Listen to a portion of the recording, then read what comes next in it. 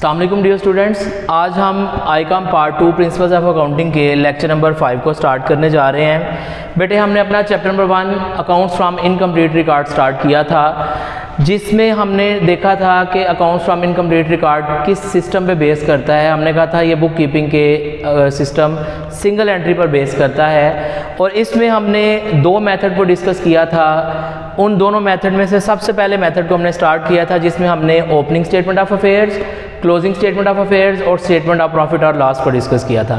पहले लेक्चर में हमने स्टेटमेंट ऑफ प्रॉफिट और लॉस का फॉर्मेट डिस्कस किया था। उससे नेक्स्ट लेक्चर में बेटे हमने ओपनिंग स्टेटमेंट ऑफ अफेयर्स और क्लोजिंग स्टेटमेंट ऑफ अफेयर्स की डिटेल देखी थी और उसके फॉर्मेट को डिस्कस किया था।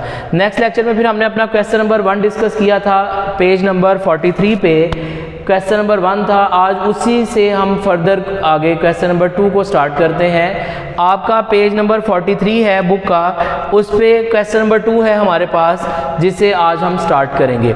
कहता है जी Hubaib keeps his book by single entry system. Mister Hubaib है, नेम दिया हुआ है तो हम यहाँ पे ये नेम यूज़ करेंगे। कहता है मिस्टर हुबैब अपनी बुक्स को सिंगल एंट्री सिस्टम की बेस पर चलाता है। तो बेटे मैंने आपको बताया था कि जहाँ पर भी सिंगल एंट्री सिस्टम आएगा इट मीन्स वो हमारा अकाउंट्स फ्रॉम इनकम्प्लीट रिकॉर्ड का क्वेश्चन होगा। कहता है जी his capital on 30 June 2022 was ₹76,000। 30 जून 2022 को उसका कैपिटल है 76,000। इसी तरह वो कहते हैं जी his capital on 1 July 2021 was ₹40,000। कहता है जी 30 जून 2022 को आपके पास एक कैपिटल दिया हुआ है और 1 जुलाई 2021 को आपके पास एक कैपिटल दिया हुआ है। अब हम ये देखेंगे कि इन दोनों में से कौन सा फर्स्ट मतलब ओपनिंग डेट का कैपिटल है और कौन सा क्लोजिंग डेट का कैपिटल है। जो डेट पहले आएगी वो हमारा ओपनिंग कैपिटल होगा और जो डेट बाद में आएगी बेटे वो हमारा क्लोजिंग कैपिटल होगा। अब यहाँ पर 1 जुलाई 2021 हमारे पास पहले है और 30 जून 2022 बाद में आता है। इट मीन्स 1 जुलाई 2021 वाला जो कैपिटल होगा 40,000 वो हमारा ओपनिंग कैपिटल होगा और इसी तरह जो हमें 30 जून 2022 का कैपिटल दिया हुआ है 76,000 ये हमारा क्लोजिंग कैपिटल होगा। बेटे यहाँ पर उसने हमें दोनों कैपिटल दिए हुए हैं, ओपनिंग और क्लोजिंग कैपिटल। अब हमने कहा था कि अगर हमें ओपनिंग कैपिटल नहीं दिया होगा तो ओपनिंग कैपिटल को निकालने के लिए ओपनिंग स्टेटमेंट ऑफ अफेयर बनानी पड़ेगी और क्लोजिंग कैपिटल को निकालने के लिए क्लोजिंग स्टेटमेंट बनानी पड़ेगी। जबकि यहाँ पर ओपनिंग और क्लोजिंग दोनों कैपिटल दिए हुए हैं तो इट मीन्स यहाँ पे ना तो ओपनिंग स्टेटमेंट ऑफ अफेयर बनेगी और ना ही क्लोजिंग स्टेटमेंट ऑफ अफेयर बनेगी। इसके बाद वो कहते हैं जी he withdrew for his household purpose. Household purpose होता है पर्सनल यूज, ज़ाती इस्तेमाल के लिए। वो कहता है जी उसने विड्रॉ किया है ₹1200 पर मंथ। अब ये बेटे उसने उसी तरह पर मंथ का डाटा दिया है। कहते हैं जी 1200 रुपया पर मंथ वो अपने बिजनेस में से ज़ाती इस्तेमाल के लिए निकलवाता रहा है। अब ये अगर पर मंथ का डाटा दिया होगा तो मैंने आपको बताया था हम इसको 12 से मल्टीप्लाई करेंगे। अगर ये पर एनम पूरे साल का डाटा दिया होगा तो ये एज इट इज़ हम अपनी स्टेटमेंट में यूज़ करेंगे। अब ये 1200 पर मंथ है तो बेटे हम 1200 पर मंथ को एक साल में 12 मंथ होते हैं उससे मल्टीप्लाई करेंगे तो ये 14,400 हमारे पास टोटल ड्राइंग्स आ जाएंगी। ओपनिंग कैपिटल भी दिया हुआ है, क्लोजिंग कैपिटल भी दिया हुआ है और हमें ड्राइंग्स भी दी हुई हैं। नेक्स्ट वो कहता है जी he sold his investment worth ₹8,000 at 3% premium. Premium कहते हैं बेटे मुनाफा को। कहते हैं उसने 8,000 रुपये की अपनी इन्वेस्टमेंट थी जो 3% प्रीमियम पर उसने सेल की and brought that money into the business. और वो पैसे वो कहाँ पर ले आया? कारोबार में। अब जब वो अपने किसी जाती चीज़ को बेचकर कारोबार में इन्वेस्टमेंट लेकर आएगा तो इसका मतलब ये है कि ये 8,000 रुपया इसके ऊपर 3% प्रीमियम निकाल के टोटल जितनी अमाउंट बनी है वो कारोबार में लेकर आया है तो ये उसका फ्रेश कैपिटल होगा। अब 8,000 का 3% लेंगे बेटे तो वो आ जाएगा जी 240। तो टोटल 8,240 जो है ये आपका फ्रेश कैपिटल, फर्दर कैपिटल या इसको हम एडिशनल कैपिटल का नाम भी देंगे। तो अब हमारे पास क्वेश्चन में उसने क्लोजिंग कैपिटल भी दिया है, ओपनिंग कैपिटल भी दिया है, ड्राइंग्स भी दी हैं और उसने उसके साथ साथ हमें फ्रेश कैपिटल भी दिया है। तो बेटे अब हम क्या कहता है वो हमें calculate the profit of Hubaib for the year 2022 कि आपने हुबैब का 2022 का प्रॉफिट या लॉस जो भी आता है वो आपने कैलकुलेट करना है। अब हमारे पास ओपनिंग कैपिटल भी मौजूद है, क्लोजिंग कैपिटल भी मौजूद है तो इसका मतलब है ओपनिंग स्टेटमेंट ऑफ अफेयर और क्लोजिंग स्टेटमेंट ऑफ अफेयर बनाने की जरूरत नहीं है। हम सिंपली अपनी स्टेटमेंट ऑफ प्रॉफिट और लॉस बनाएंगे बेटे, और स्टेटमेंट ऑफ प्रॉफिट और लॉस बना के हम वहाँ से अपना जो प्रॉफिट है या लॉस है 2022 का उसको कैलकुलेट करेंगे। तो इसके लिए हम डायरेक्टली अपनी स्टेटमेंट ऑफ प्रॉफिट और लॉस का फॉर्मेट बनाते हैं और उसी फॉर्मेट को बेटे हम यहाँ पर डिस्कस करेंगे और उसी से हम अपना प्रॉफिट या लॉस 2022 का वो निकालेंगे। तो इसी तरह स्टेटमेंट ऑफ प्रॉफिट और लॉस बनाने के लिए हमने कहा था कि सबसे पहले जो क्वेश्चन में नेम दिया होगा वो लिखेंगे, और नेम हमारे पास है जी मिस्टर हुबैब। जो हमें नेम दिया होगा सबसे पहले वो नेम लिखेंगे, उसके बाद जो स्टेटमेंट बनानी है हम वो लिखेंगे, और स्टेटमेंट है हमारे पास प्रॉफिट और लॉस की, तो हम यहाँ पे लिखेंगे स्टेटमेंट ऑफ प्रॉफिट और लॉस,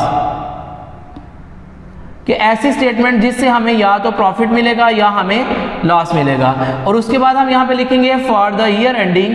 अब ईयर एंडिंग हमें क्वेश्चन में 2 डेट दी हुई थी, उनमें से जो क्लोजिंग डेट होगी यानी 1 जुलाई 2022 जो हमारी क्लोजिंग डेट होगी उस डेट को हमने स्टेटमेंट ऑफ प्रॉफिट और लॉस बनानी है। इसका फॉर्मेट सिंपल सा है, उसको हम ड्रा कर लेते हैं और फिर उसके मुताबिक हम अपने क्वेश्चन को बेटे सॉल्व करते हैं। तो सिंपल सा फॉर्मेट है, पहला हमारे पास आ जाएगा कॉलम पार्टिकुलर्स का और दूसरा कॉलम हमारे पास आ जाएगा अमाउंट का। पार्टिकुलर्स जितनी भी डिटेल होगी वो सारी यहाँ पे लिखेंगे और अमाउंट जितनी भी अमाउंट की कैलकुलेशंस होंगी वो हमने अमाउंट वाले कॉलम में लिखनी है। तो सबसे पहले अपनी स्टेटमेंट के अकॉर्डिंग जो हमने फॉर्मेट डिस्कस किया था, पहला जो हमारे पास यहाँ पर पार्टिकुलर में हम लिखेंगे जो पहली चीज़ वो है क्लोजिंग कैपिटल।